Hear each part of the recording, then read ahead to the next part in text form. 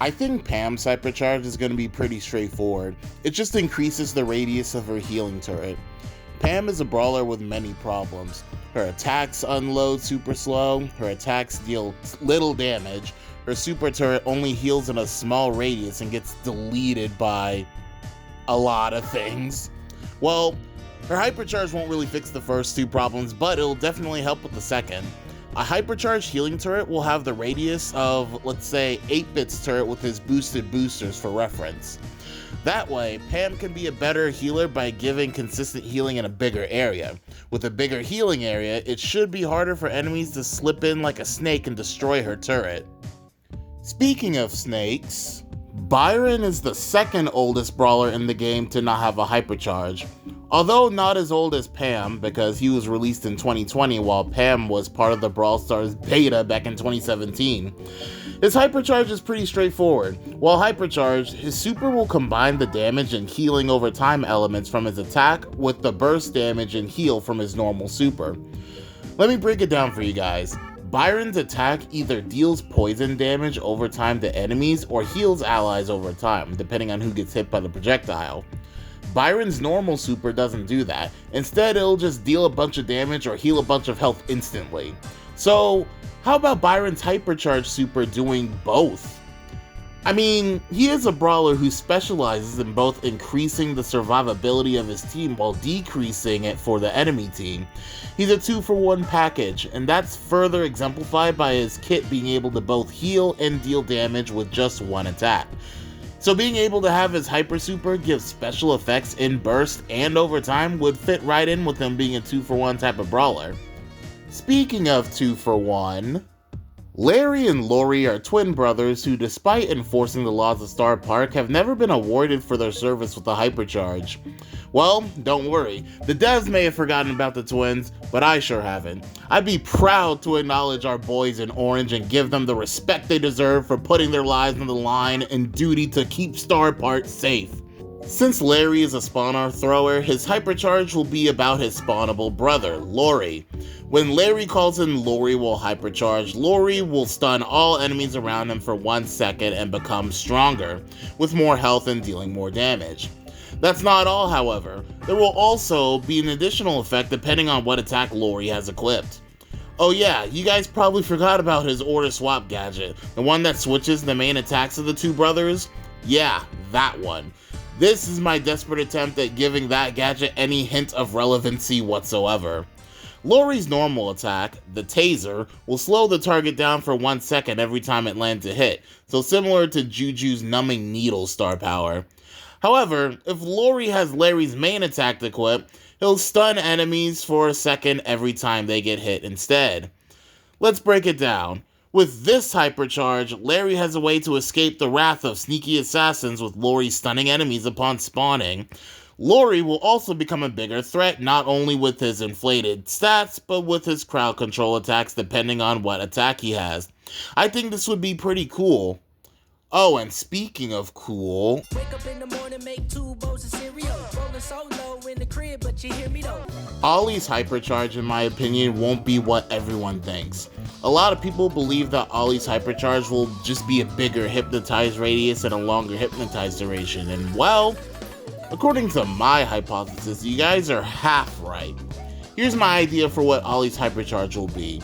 When he uses his super while hypercharged, Alli will be immune to all crowd control effects and will keep all of his ammo instead of losing half of what he has. Additionally, the hypercharged super will hypnotize enemies for 3 seconds instead of 2.5 seconds, which may not sound like a lot, but considering how painful it is to be hypnotized, it has the potential to make a huge difference, especially when you consider things like reload speed and game mode objectives. I'll be completely honest, buffing Alli's super radius sounds absolutely broken considering how devastating it is to be hypnotized in the first place. Instead, I think Alli's Hypercharge will be an ability that helps him fare better against some of his counters. More specifically, the counters that are effective at interrupting his super. This Hypercharge I feel like will help him land his supers more often because one of the scariest things that can happen in a match is getting controlled by this hip-hop hypnotist. You know what else is scary? Hi, Willow. Bye, Willow. Alli is a weird brawler, and I'm not talking about her character design, quirky personality, or her social anxiety. I can seriously relate to the social anxiety. She's weird because her kit is just doing way too damn much.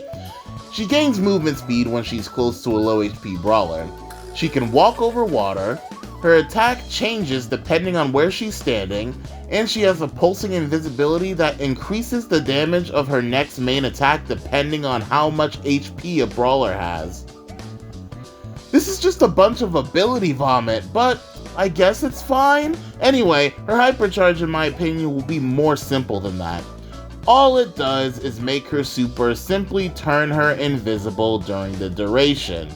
Remember, Alli's super doesn't make her fully invisible. She will reveal her location every so often.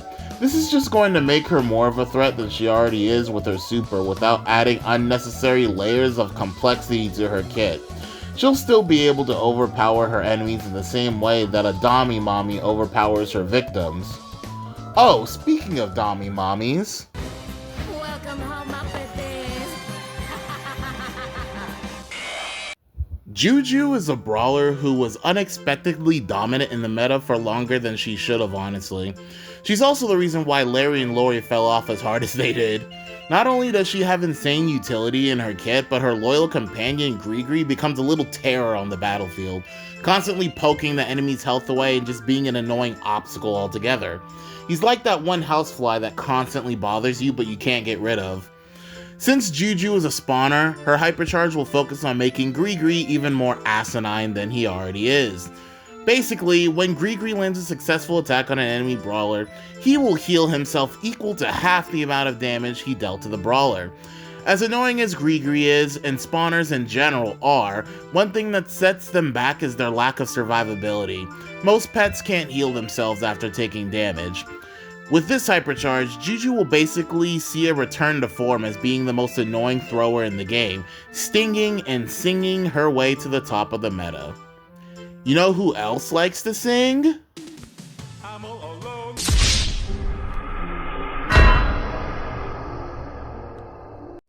Mr. Young has been a silent success in the Brawl Stars meta.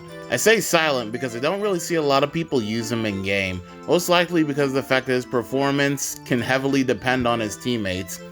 Arguably the most supportive support brawler in the game, he relies a lot on his teammates to be viable and contribute. What if his Hypercharge allows him to shine going solo? I'm calling this Hypercharge Acapella, and when this is active, he will go into an acapella mode for the duration of his hyper. While in acapella mode, Mr. Young will be immune to all crowd control effects, and enemies hit by his attack will be stunned for half a second.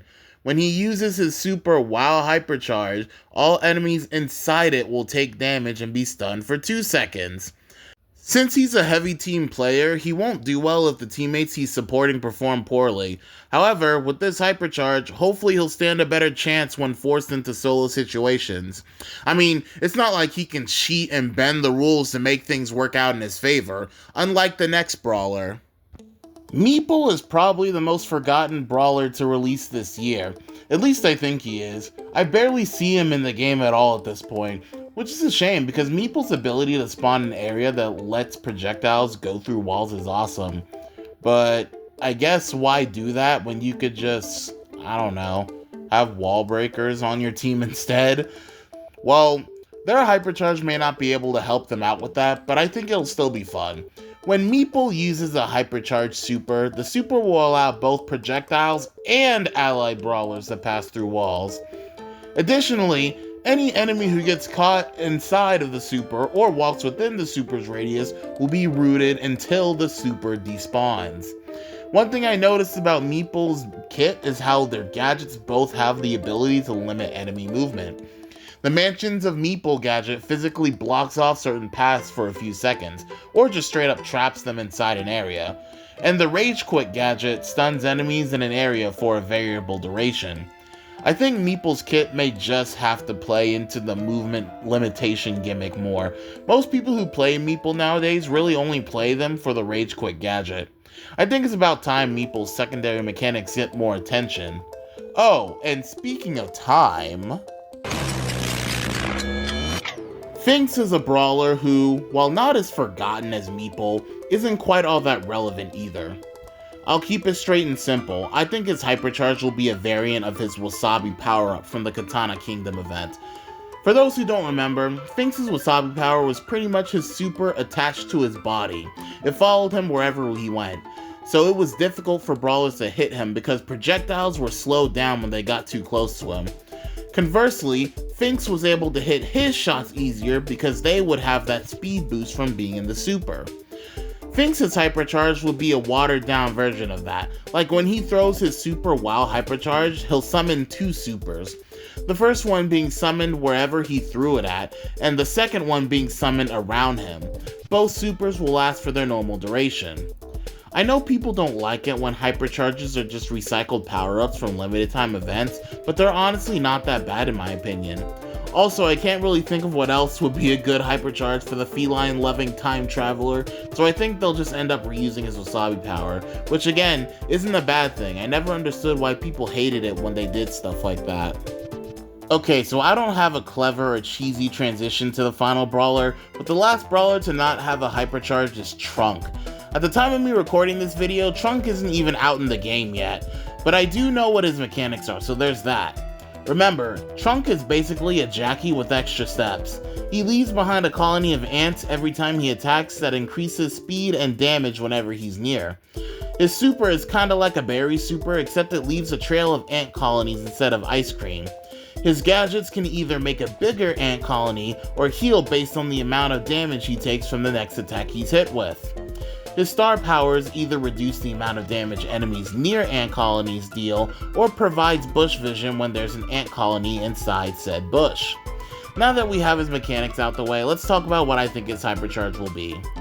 So, some things to keep in mind about Trunk's super is that it can be interrupted with stuns and enemies hit by his super can still attack, move, and use special abilities. Well, how about we make it to where Trunk's Hypercharge super makes him immune to stun during the super duration and stuns enemy brawlers hit by the super for 2 seconds. This way, Trunk will be less vulnerable when using his super and give him and his teammates the opportunity to complete objectives and team wipe due to the stun. Alright, and with that out the way, those are my predictions for the remaining Hypercharges. These are the 10 brawlers that still don't have a Hypercharge. Fingers crossed, by next update, every brawler will have a Hypercharge, but that's not even including the 2 new brawlers that we'll get, so yay. It would be so crazy if some brawlers still don't have a Hypercharge next update. That'd be so funny. But anyway, that's gonna be it from me. Let me know what you guys think about my predictions. Do you like them? Do you dislike them? Do you think they're horribly balanced? They probably are. But, you know, Brawl Stars is a horribly balanced game, so it kind of fits in with the vibe. But anyway, let me know what you guys think about all this. And let me know what you guys think the Hypercharges will be. Thank you guys so much for watching. Take care of each other and love each other, and peace.